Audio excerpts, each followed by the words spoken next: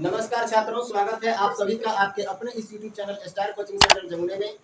हम लोग पढ़ने वाले हैं 8वीं कक्षा के गणित पुस्तक का प्रश्नावली 1.1।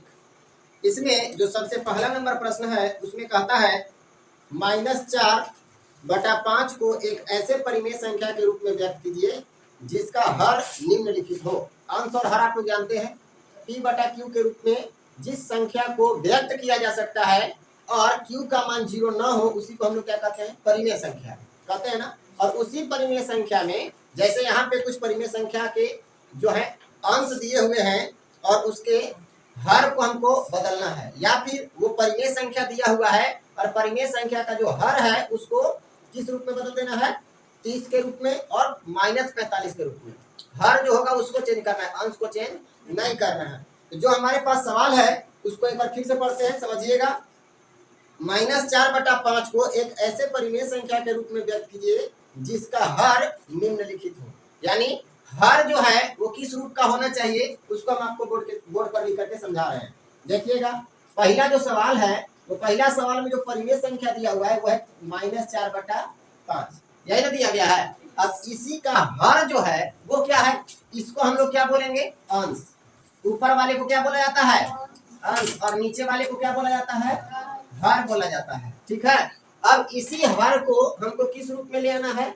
ए में आपका बोला है, ए जो है उसने बोला कि हर को आप 30 बना दीजिए, और बी में बोला कि हर को कितना बना दीजिए, -45। यही बनाने के लिए बोला।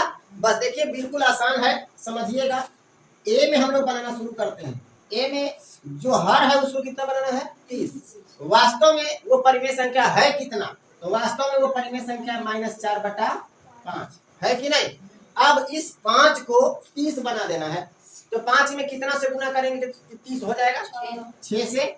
तो क्या हम इसमें 6 से गुना कर देंगे तो ऊपर में गुना नहीं करना पड़ेगा, करना पड़ेगा। ठीक है, जब हम हर में 6 से गुना करें तो अंश में भी 6 से गुना करना पड़ेगा, तो अंश में भी 6 से गुना कर दीजिए।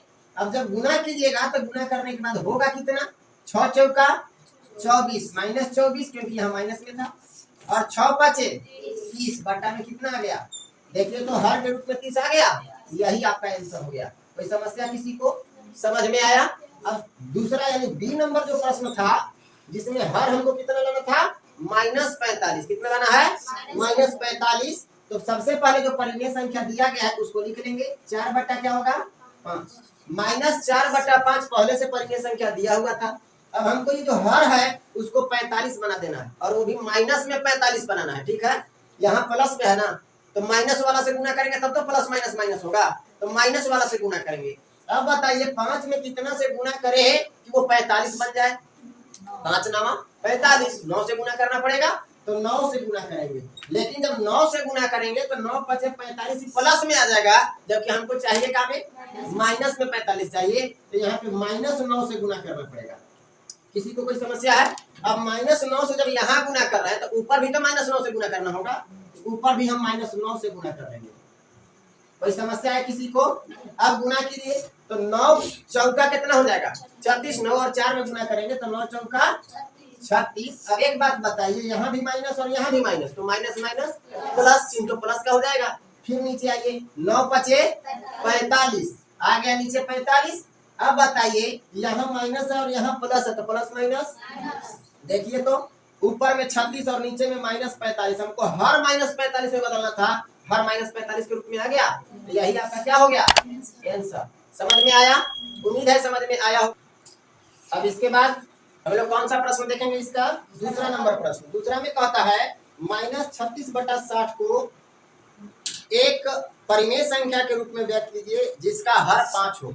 अभी हम लोग क्या किए थे, हर को 30 और -45 बनाए ना। अब हमको क्या करना है, जो प्रश्न दिया गया है दूसरा नंबर प्रश्न है ना, दूसरा नंबर प्रश्न में दे दिया -36 बटा कितना, 40, यही ना दिया हुआ है, सॉरी 60 है, तो -36 बटा कितना दिया गया है, 60। चलिए -36/60, और बोला कि हर को क्या बना देना है, 5 बना देना है। तो बताइए बड़ा है ना 60, अब छोटा करना है ना, तो छोटा करने के लिए भाग देते हैं कि नहीं, तो इसको भाग देंगे।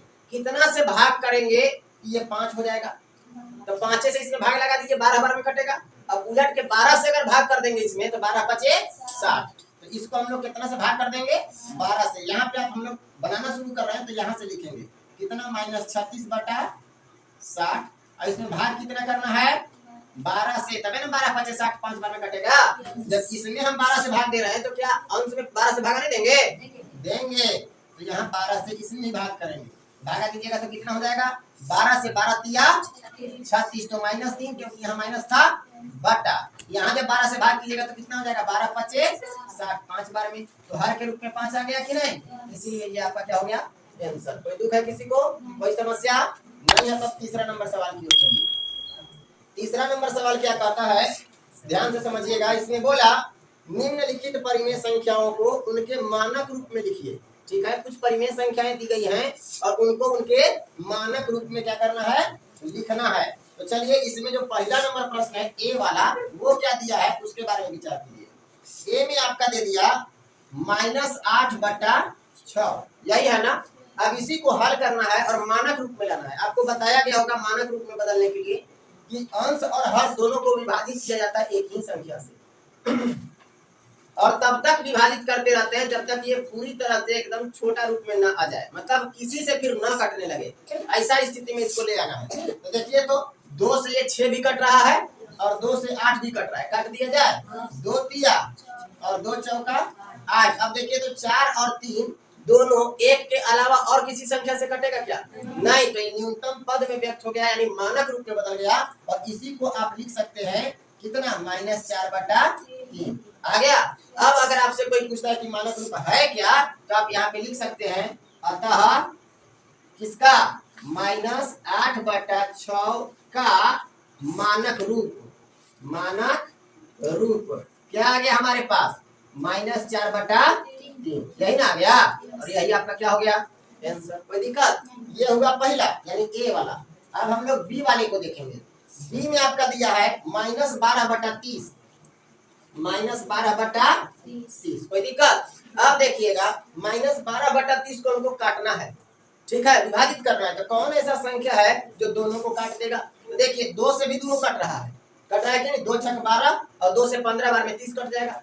3 से भी दोनों कट रहा है, 3 चौका 12 और 3 दाना 30 कट रहा है ना। और कोई चीज से कट रहा है क्या? 6 से भी कट रहा है, 6 दूनी 12 और 6 बचे 30। आप जिससे काटना चाहे काट सकते हैं, लेकिन प्रयास कीजिएगा बड़ा से बड़ा संख्या से काटने का, ताकि एक ही दो बार में क्लियर हो जाए। और नहीं तो 2 से काटिएगा तो फिर 3 से काटना पड़ेगा, फिर 5 से काटना पड़ेगा। इससे अच्छा है कि एक ही बार हम लोग कितना से काट दें 12 से। ठीक है, तो 12 से नहीं काट रहा है, लेकिन 6 से काटेंगे। एक ही बार में हम कितना से काट देंगे 6 से। और जब 6 से काटेंगे तो 6 दूनी 12 और 6 पचे 30। अब तो नहीं कटेगा ना, तब यही हमारा क्या हो जाएगा आंसर, यानी -2/5।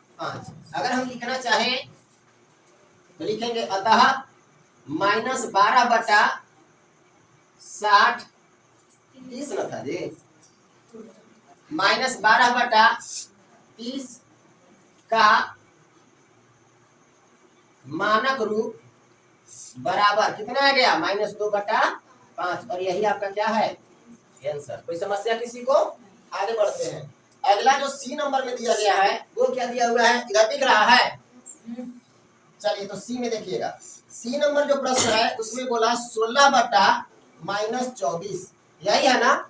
तो 16/-24 को क्लियर करते हैं। देखिएगा 16/-24 था और इसी को न्यूनतम पद में व्यक्त करना है। तो 2 से भी दोनों कट रहा है कि नहीं, 4 से भी दोनों कट रहा है, 4 चौका 16 और 4 छक 24। 8 से भी कट रहा है, 8 दूनी 16 और 8 3 की 24, लेकिन इससे बड़ा वाला संख्या से नहीं कटेगा। तो 8 से ही काट लीजिए, 8 दूनी 16 और 8 3 की 24। आ कितना गया 2/-3।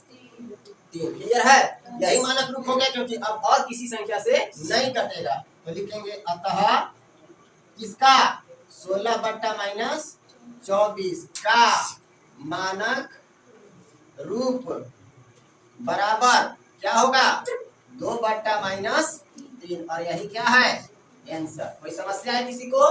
आगे बढ़ते हैं। अब अगला सवाल बी को लेकर के।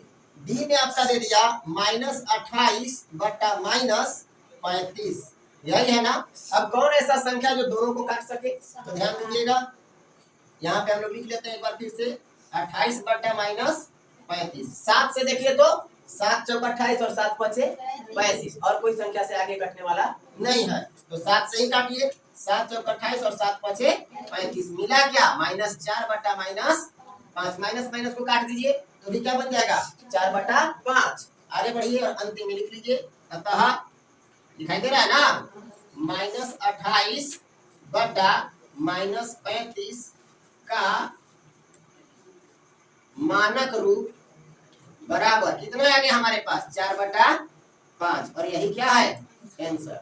उम्मीद है मानक रूप आपको निकालने समझ में आ गया होगा। यदि समझ में आ गया हो तो इस तरह का प्रश्न आपके पास लगातार आता रहता है, आपके प्रश्न में या आपके परीक्षा में आते रहता है। उम्मीद है कि आप इसको आसानी से बना पाएंगे। धन्यवाद।